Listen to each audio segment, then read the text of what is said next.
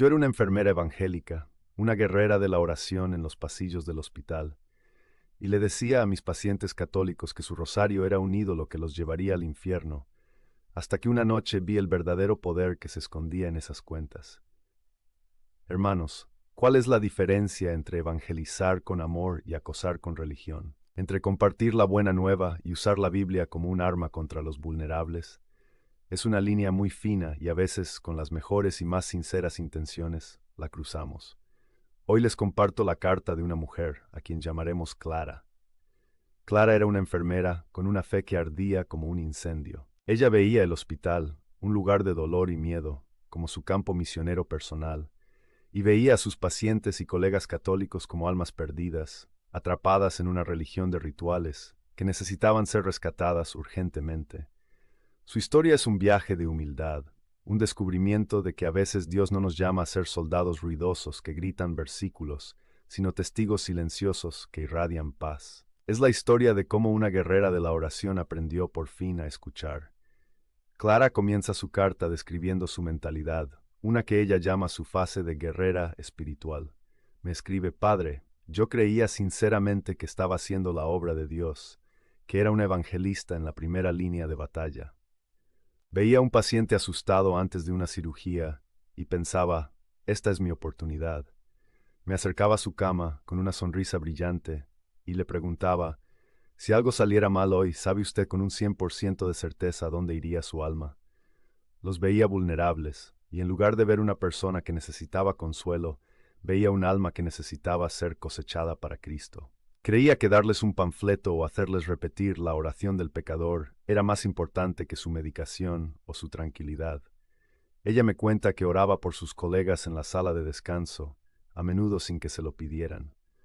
Los acorralaba junto a la máquina de café, escribe. Ponía mi mano sobre su hombro y comenzaba a orar en voz alta, pidiendo a Dios que rompiera las cadenas de la religión en sus vidas. Ellos se quedaban allí, incómodos. Yo pensaba que era valiente, ahora me doy cuenta de que era arrogante, pero su objetivo principal, su bestia negra teológica, eran las devociones católicas, especialmente el rosario. Para mí, el rosario era el símbolo máximo de la ceguera y la idolatría católicas, me confiesa. Veía a un paciente anciano aferrado a sus cuentas y sentía una mezcla de lástima y enojo. Recuerdo haberle dicho a un hombre con enfisema que estaba adorando a otros dioses al rezarle a María. Le dije, ese collar de plástico no puede salvarlo, solo Jesús puede. Lo hice por amor, según yo, pero ahora me doy cuenta de que era un amor envuelto en un orgullo inmenso. Antes de conocer al hombre que lo cambiaría todo, Clara tuvo varios encuentros que, aunque ella no lo sabía entonces, estaban empezando a poner a prueba su armadura de certeza. Me compartió 3 de ellos. El primero fue con un joven, un estudiante universitario llamado Marcos, que había sufrido un terrible accidente de moto. Estaba destrozado y aterrorizado, escribe Clara. Vi su miedo y vi una puerta abierta para el Evangelio. Me senté a su lado y empecé mi guión. Le hablé de la vida eterna, de la necesidad de aceptar a Jesús. Él me miró desde su cama de dolor y me gritó, no me hable del cielo, estoy en el infierno ahora mismo. ¿Puede su Jesús arreglar los huesos rotos de mi pierna? Sus palabras me golpearon. Yo le ofrecía una fórmula teológica y él necesitaba consuelo. Descarté su reacción como un corazón endurecido, pero no pude olvidar la expresión de su rostro. El segundo encuentro fue con una profesora de historia llamada Elena. Era tranquila, inteligente y católica. Vi mi oportunidad para un debate. Le hablé de sola escritura. Ella me sonrió y me hizo una pregunta simple que me desarmó. Me dijo, enfermera, ¿quién le dio la Biblia? Me habló de los concilios de la Iglesia que decidieron el canon. Padre, yo no sabía que era un concilio. Me sentí como una niña. Me retiré, diciéndome a mí misma que ella estaba confiando en la sabiduría del hombre, pero una nueva y terrible pregunta se había plantado en mi mente. El tercer encuentro fue con una colega. La encontré llorando en la sala de descanso, me escribe, y delante de otros empecé a orar en voz alta por ella. Se puso roja de vergüenza y me pidió que parara. Más tarde ese día vi a otra enfermera, una católica devota, acercarse a ella. No dijo nada. Simplemente le dio una taza de té y la escuchó durante media hora. Al final le dio un abrazo y le susurró, rezaré un rosario por ti. Vi a mi colega asentir con gratitud. Mi evangelismo la había humillado. El amor silencioso de la enfermera católica la había consolado. Ella construyó un puente. Yo había construido un muro. Padre, después de meses de estos encuentros, mi armadura de certeza tenía abolladuras. Seguía creyendo que yo tenía la razón, pero una nueva y molesta pregunta comenzó a formarse en mi mente. Si tengo la verdad completa, ¿por qué mis métodos no producen amor, sino enojo, humillación y resentimiento? Estaba plantando semillas, sí, pero el fruto era amargo.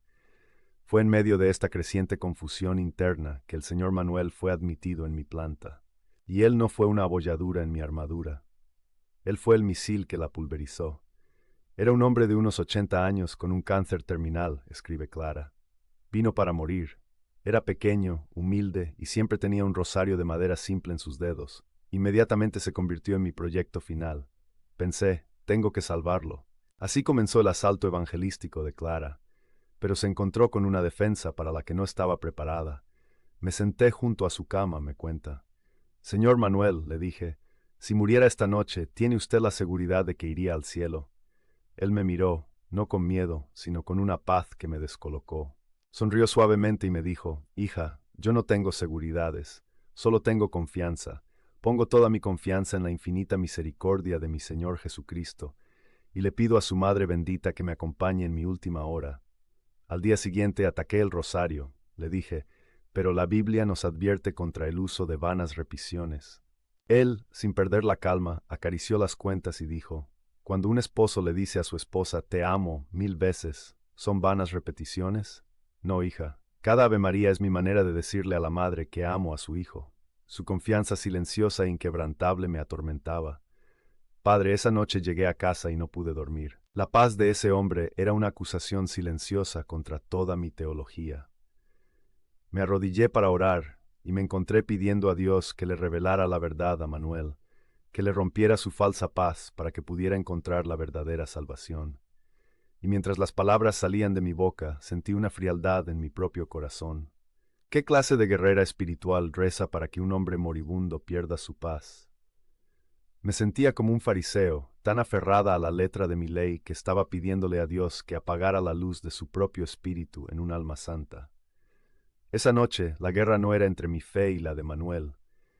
La guerra era entre mi orgullo y mi conciencia estaba empezando a ganar. La batalla final ocurrió durante un largo turno de noche. El señor Manuel estaba en sus últimas horas.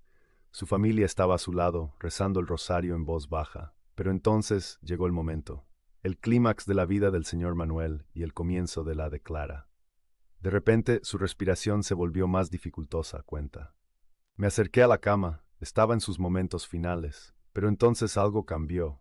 En medio de su agonía, sus ojos se abrieron de par en par, pero no nos miraba a nosotros, miraba fijamente a una esquina de la habitación que para nosotros estaba vacía, y su rostro, Padre, nunca olvidaré ese rostro.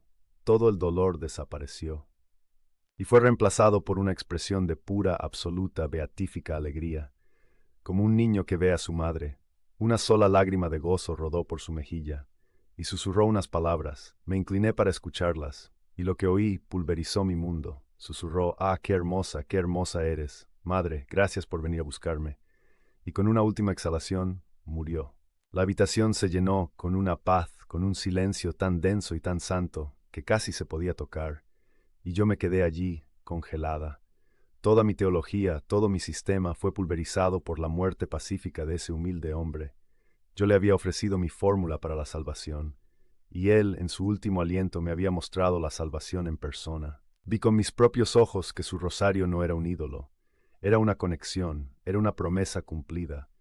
Él no murió solo, su madre vino a buscarlo. Salí de la habitación del señor Manuel y terminé mi turno como un autómata. No recuerdo haber hablado con nadie. Al final de mi turno, en lugar de irme a casa, mis pies me llevaron a un lugar que siempre había evitado como la plaga, la capilla del hospital. Era pequeña y silenciosa. Me senté en el último banco, mirando la pequeña lámpara roja junto al sagrario, un símbolo que siempre había despreciado. No recé con palabras. No podía. Simplemente me senté allí y me rompí. Lloré por mi orgullo, por mi arrogancia, por la ceguera con la que había juzgado a tanta gente. Lloré por el señor Manuel, no de tristeza, sino de una gratitud abrumadora. y lloré porque me di cuenta de que a mis 35 años no sabía casi nada sobre Dios. En el silencio de esa capilla, mi vieja fe murió, y por primera vez, en la quietud y la oscuridad, mi alma estaba lista para empezar a escuchar. La carta de Clara continúa, por supuesto. Me cuenta que después de esa noche no pudo seguir siendo la misma. Dejó de ser una guerrera y se convirtió en una buscadora. Con manos temblorosas compró su primer rosario, no para rezarlo, sino para entenderlo. Su viaje de investigación la llevó, finalmente, a través de las puertas de la iglesia. Hoy sigue siendo enfermera, pero su misión ha cambiado. Ya no intento convertir a la gente con argumentos, concluye. Ahora intento consolar a la gente con presencia, como lo hizo el señor Manuel conmigo. Descubrí que el testimonio más poderoso no es una boca que predica, sino unas manos que sirven y un corazón que acompaña a los que sufren. La fe de un alma humilde puede cambiar el mundo. Si quieres aprender más sobre esa oración que tanto poder le dio al señor Manuel, mira este video sobre cómo rezar el Santo Rosario.